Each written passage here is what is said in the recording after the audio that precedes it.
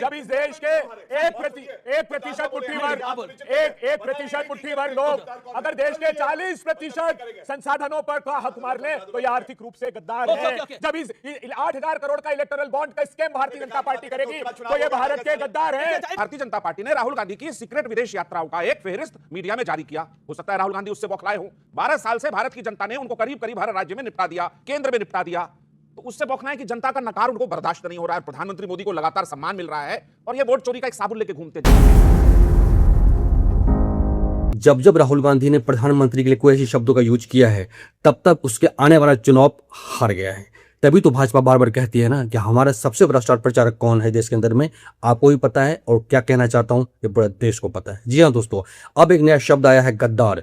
प्रधानमंत्री मोदी गद्दार है, अमित शाह गद्दार, सबको गद्दार बोल दिया। अब यह नैरेटिव चलेगा अगले इलेक्शन तक, आने वाला यूपी का चुनाव, फिर 29 में आने वाला लोकसभा का चुनाव। ये शब्द इनको बहुत भारी पड़ने वाला है। निश्चित है भाजपा जीत चुकी 100%। जब जब इन्होंने उस शब्द का यूज किया है जो कि नहीं करना चाहिए था, तब तक इनकी हार निश्चित है और ये हारे भी हैं पास्ट में। अनर्गल जो मर्जी आए बोलो और तू तरह प्रधानमंत्री ऐसा करता है, प्रधानमंत्री टिक नहीं पाएगा, प्रधानमंत्री ये, प्रधानमंत्री वो। अरे तू तरह बोलना जरूरी है क्या? मुद्दों पर लड़ो चुनाव, कम से कम बोलने का तो तमीज रखो। इतने सीनियर पर्सन है, ये भी तमीज भूल गए क्या? जनता सब जानती है, जनता सब सुनती है, सब देखती है। देखिए इस डिबेट को बहुत अच्छी तरीके से, बहुत ढंग से सत्य प्रकाश मिश्रा ने बहुत तरीके से बाल का खाल निकाले। इनके जो बार बार गद्दार गद्दार कह रहे हैं ना, गद्दारी क्या होती है, ढंग से उधेरा है, ढंग से धोया है। देखो अच्छा लगे तो लाइक करना, सब्सक्राइब करना। गद्दार नहीं बोला जाए, वो मेरे प्रधानमंत्री को गलत बोला, मैं कंडेम कर रहा हूं।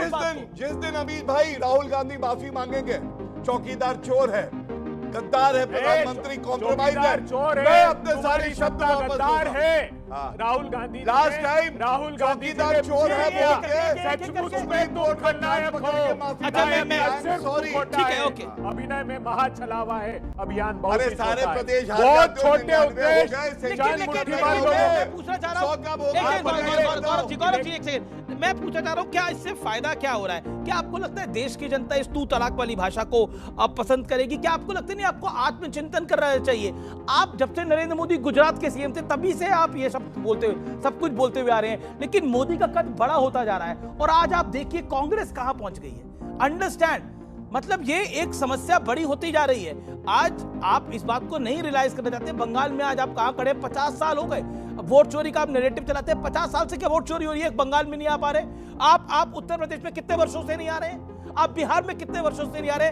मध्य प्रदेश जो आपका गृह प्रदेश है, आप वहां से अभय जी आते हैं। जब आखिरी बारी कांग्रेस की सरकार दिग्विजय सिंह की कब थी आप बताइए? आप कितनी उम्र के थे तब? 2003 में थी, उसके बाद 1.5 साल की सरकार कैसी चली हमें पता है। देवगन जी ऐसा नहीं है। भारतीय तो सेलिब्रेट करिए, आप जीत रहे हैं।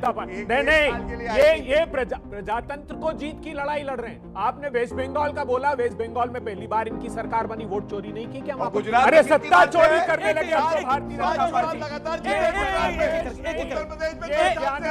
ये गद्दार इसलिए कि जब भारत में 1% परिवार 40% उनके अंदर गद्दारी भरी है। मैं आपको मौका बात को मानिए ना, एक सॉरी अभी आज का गद्दार नहीं बोलेंगे देवगन जी। मैं क्या गद्दार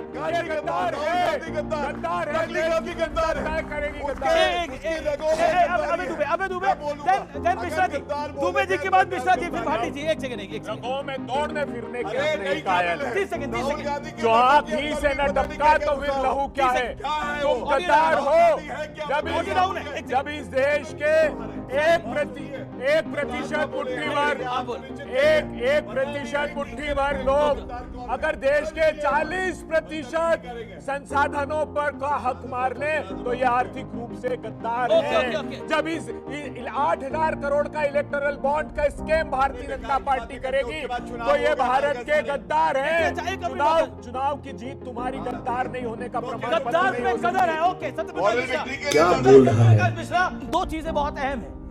क्या वाकई विपक्ष हजम नहीं कर पा रहा प्राइम मिनिस्टर मोदी का यह सम्मान? 32वां सम्मान प्रधानमंत्री को मिला है, अभी एग्रो मेडल मिला है। ये अपने आप में बहुत बड़ी चीजें हैं, ये अभूतपूर्व उपलब्धियां हैं। क्या विपक्ष हजम नहीं कर पा रहा या उनको भरोसा नहीं है कि एनडीए बीजेपी उतनी सफल है? देखिए इसके दो पक्ष हैं। मुझे उम्मीद है मुझे बेरोक टोक बोलने का मौका बिल्कुल आपके पास 1.5 मिनट है, दिया जाएगा। सबसे पहली बात, राहुल गांधी को जब देखते तो लगता है, कबीर का एक दोहा है हमारे बिहार यूपी में बहुत प्रसिद्ध है, बूढ़ा वंश कबीर का तो उपजा पूत कमाल।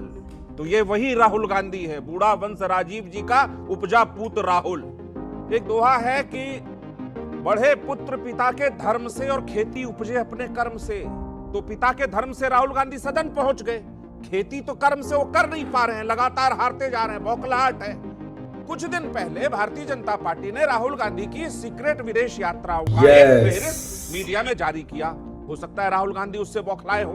12 साल से भारत की जनता ने उनको करीब करीब हर राज्य में निपटा दिया, केंद्र में निपटा दिया, तो उससे बौखलाए कि जनता का नकार उनको बर्दाश्त नहीं हो रहा है। प्रधानमंत्री मोदी को लगातार सम्मान मिल रहा है और ये वोट चोरी का एक साबुन लेके घूमते, जनता वहां से वोट इनके मुंह पे कालिक पोतती है, ये वोट चोरी के साबुन से अपना मुंह साफ करना चाहते हैं। ये कांग्रेस का चरित्र बन गया है। अब आइए कि गद्दार की परिभाषा अगर राहुल गांधी के हिसाब से ले तो जरा मैं पूछना चाहता हूं कि इलाहाबाद उच्च न्यायालय ने 2 पासपोर्ट रखने के केस किस पर चलाने के आदेश दिए हैं आप लोग जानते हैं? राहुल गांधी पर। इस देश का विपक्ष का नेता अगर 2 पासपोर्ट धारी है तो बताना नहीं पड़ेगा। ये एक मिनट, आपके बीच में नहीं बोल रहे, एक मिनट पहली बार बोल रहे हैं, बिलबिलाइए मत, बिलबिलाइए मत। अगर देश का विपक्ष का नेता इससे बदलेगा नहीं। 2 पासपोर्ट धारी है तो बताइए ये देश के साथ क्या है? गद्दारी है। अगर थोड़ा सा और पीछे चलते हैं, राहुल गांधी जी की माता पे भी आज बात होगी, कांग्रेस की अध्यक्षा रही है, संसद में है।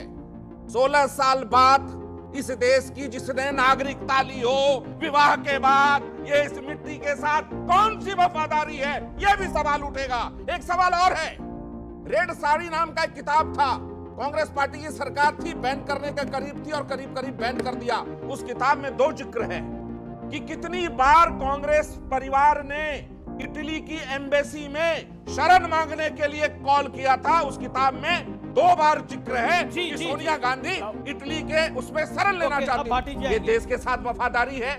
अब प्रधानमंत्री, एक लाइन है, स्वीडन नॉर्वे ने अपने सर्वश्रेष्ठ सम्मान से उनको सम्मानित किया, 3.5 लाख करोड़ का विनिवेश करने का समझौता करके आए।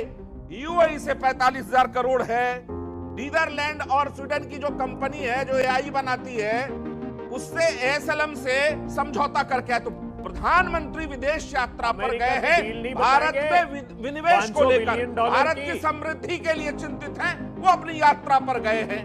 देश 5 ट्रिलियन इकोनॉमी पर पहुंचने वाला है।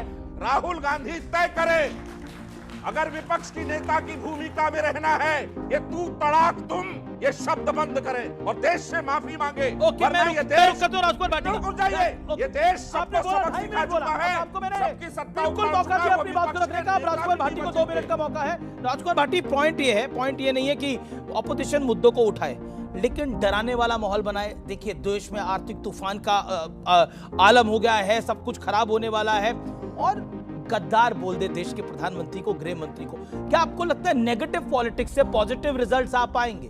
क्या नकारात्मक राजनीति ही जरिया है विपक्ष के कुछ नेताओं के पास? नहीं, गद्दार जैसे शब्द से तो मैं बिल्कुल भी सहमत नहीं हूं, लेकिन बोला तो दोनों तरफ से जा रहा है। जो मोदी जी 12 साल तक हमें सपने दिखाते रहे, सोने की चिड़िया बना दूंगा, विश्व गुरु बना दूंगा, मैं नॉन बायोलॉजिकल हूँ, बेरोजगारी खत्म कर दूंगा, रुपए को डॉलर के बराबर ले आऊंगा, पेट्रोल डीजल 35 पे आ जाएंगे।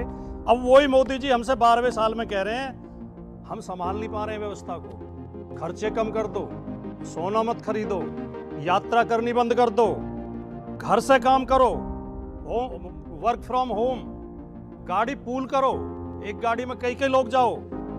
ये मोदी जी कह रहे हैं। मुझे लगता है कल को कहेंगे कि एक समय भोजन करें, 2 में से एक समय ही भोजन करें।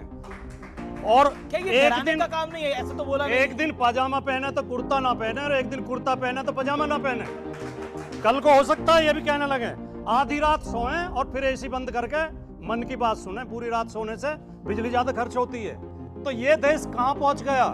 मुझे तो एक मेरे मित्र है, उनका शेर याद आता है कि निगहबा कुछ निजामे गुलसिता कुछ और कहता है, परिंदा कुछ शजर कुछ आशियां कुछ और कहता है, सभा से ताजगी गुंचों से रौनक, गुल से बू गायब, चमन का हाल कुछ है, बागवा कुछ और ठीक है कहता राजकुमार भाटी, मेरा आपसे सवाल है, एक सेकंड, मैं बिल्कुल गौरव आपको बता रहा हूँ, क्या आपको लगता नहीं है ये नेगेटिव पॉलिटिक्स, अब आप पजामा पहने, एक दिन पजामा पहने, एक दिन कुर्ता पहने, एक दिन खाना ना खाएं, ऐसा तो कुछ मोदी जी ने मोदी जी बोला कह नहीं, रहे हैं। एक दिन वो ऐसा तो बोला नहीं, लेकिन आप उम्मीद कर रहे हैं नहीं, वो कि मैं कल्पना कर रहा हूं। भारत के और खराब दिन आएंगे, ऐसी कामना कौन करता है? कभी कभार ईश्वर भी कह देता तथास्तु। सोचिए आपकी पार्टी में ऐसा हो गया, एक दिन पजामा पहनना, अगले दिन कुर्ता डालना है, क्या होगा हाल? आपने अभी एक थोड़ी देर पहले बात की थी कि भय पैदा किया जा रहा है। जी, भय तो मोदी जी के बयान से पैदा हुआ। पर हम वैश्विक लगातार संकट है ना मोदी, 29 अच्छा ये संकट का मोदी जी के 29 created है। अप्रैल तक लगातार बीजेपी के प्रवक्ता ये कह रहे थे भारत में पेट्रोलियम के दाम नहीं बढ़ेंगे।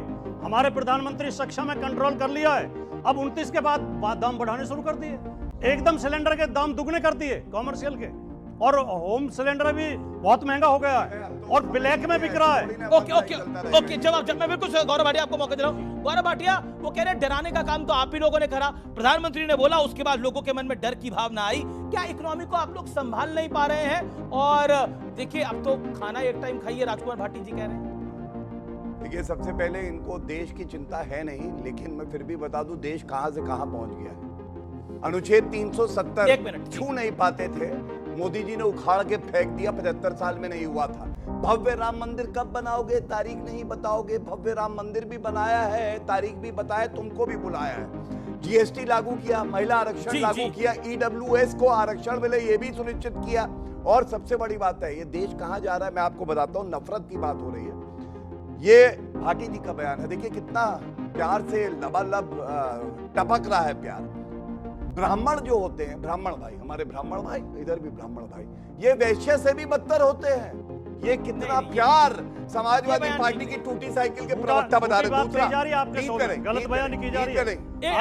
अभी सारे वीडियो लेके आया हूं, बजा भी दूंगा। अगर मैंने ये शब्द बोले हो तो अभी सजा बजाऊंगा। सुनिए, दूसरा, जाट और गुज्जर, यहाँ जो एक पत्नी होती है ये कई पति के साथ रहती है, मतलब महिलाओं का भी अपमान, जाट गुज्जर का भी अपमान।